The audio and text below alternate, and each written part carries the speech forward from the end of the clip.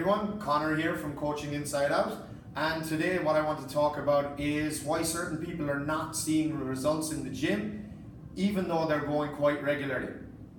So the reason people are not seeing results in the gym is because it's simply not just about only going to the gym. There's much more to losing weight or to gaining muscle than what you do in the gym. Most people go to the gym, even high level athletes would go 5-6 times a week maximum. That translates into 4% of your week. So if you're just focusing on 4% of your week and you're trying to get certain results, whether it's weight loss or whether it's muscle building, you're leaving out 96% of the rest of your week. Do you really think you're going to get results doing that? So what's left in the rest of our week? The rest of our week, our lifestyle, our nutrition, and our recovery. So we'll start with exercise, that small 4%. Regardless of whether you want to lose weight or whether you want to build muscle, you still need to be doing strength training. So that's lifting heavy. You need to do this in a structured environment where you're seeing progress week on, week in, week out, and there has to be a level of challenging yourself. It cannot just be lifting the same thing constantly. For people who are trying to lose weight, the more muscle you have in your body, the better your metabolism is going to work. So what we do, one of our rules, I suppose, on exercise here at Coaching Inside Out is that you need to lift heavy, run at least once a week, and do high intensity training. So there are 3 mini laws. Obviously it's more structured than that, but those are our guidelines. Second, it's your lifestyle. Again, whether you're trying to build muscle or whether you're trying to lose weight or get toned, your lifestyle is the most important aspect of your success or how you're going to do. So if you think about it, where are you spending most of your time? If you're spending most of your time in a bar, in Starbucks, in restaurants, eating out all the time and not eating very good food, you're not going to see the results that you require. If you compare that to another person, if they spend most of their time at a football pitch, playing sports or going to the gym or hanging around even with people who are on the same journey as them, the likelihood is that they will achieve success. So one quote that I heard recently, it was from Denzel Washington, I think.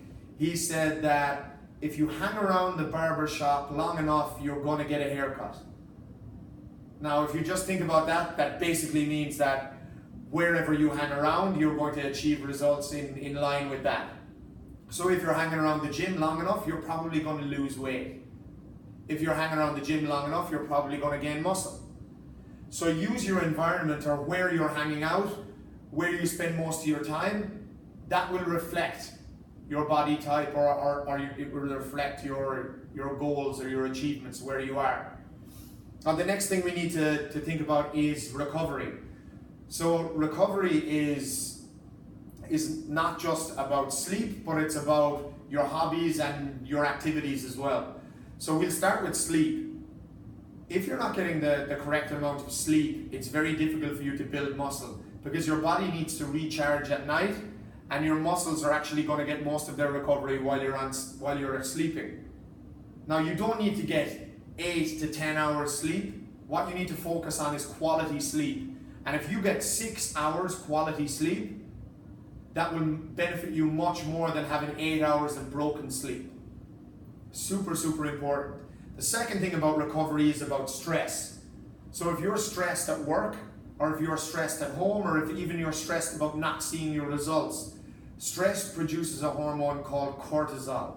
Cortisol is a stress hormone that's associated with fat. So it's very difficult for you to lose weight if that stress hormone is in your system. So actively pursuing activities that make you relaxed, getting some meditation in, going for a massage, enjoying activities like, for me, for example, I was super stressed out the last few weeks because I just took on a new course. But what I did is I tried to implement strategies in that would make me a little bit more chilled. So I started to do a little meditation. I started taking up a little bit of boxing. And I also decided that Saturdays were just completely my days. So those have made me super stress-free in the last week or two. Now, the next part that you're going to look on is a real important part, which is your nutrition. So again, nutrition is a complex subject, but there are some general guidelines that you need to be taking into account. As a general rule, you need to take in energy from food. The amount of energy you take in from food should be a direct reflection of your lifestyle. So for example, if we take two people, one person is a person who is working in an office, working 9-to-5 job, they're not really active at all, and they don't go to the gym regularly. The other person is a CrossFitter, and who is, let's say, a PE teacher, like I used to be. The person who is the CrossFitter and the PE teacher is consistently active throughout the day. And then when they're finished that, they go to the gym and they do their CrossFit stuff, which is obviously very high intensity and very energy consuming. This person should be eating much, much more than the person who is in the office all the time, not moving a lot, and not going to the gym regularly. So it's not about exactly how much you're eating, but more so what you're eating as well. So the person who's going to the gym quite regularly will probably need more protein than the person who is not going to the gym regularly. It's all basically coming down to what you're doing activity-wise and how often you're moving compared to what you're putting into your body. So yes, if you want to lose weight, you have to be in a calorie deficit, meaning that you have to consume less calories than you exude. But there's a lot more detail that goes into it than that. It's all about what type of food you're putting into your body, and it's also one big mistake people make is that they actually eat too little. When they're trying to lose weight, they eat too little, and that causes their body to go into starvation mode. So every time it does get something into the body, it thinks it's going to be the last meal, so it just stores it as fat.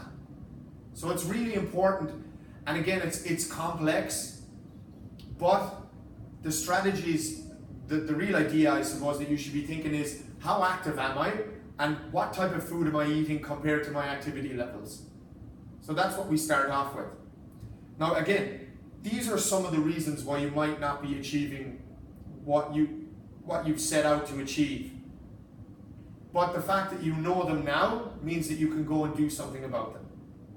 All right, if you want any more advice or if you have any questions, just drop a question below and I'm more than happy to answer it. Again, these are some of the reasons why you might not be seeing results, but again, there could be a variety of reasons. It all depends on you individually. Okay?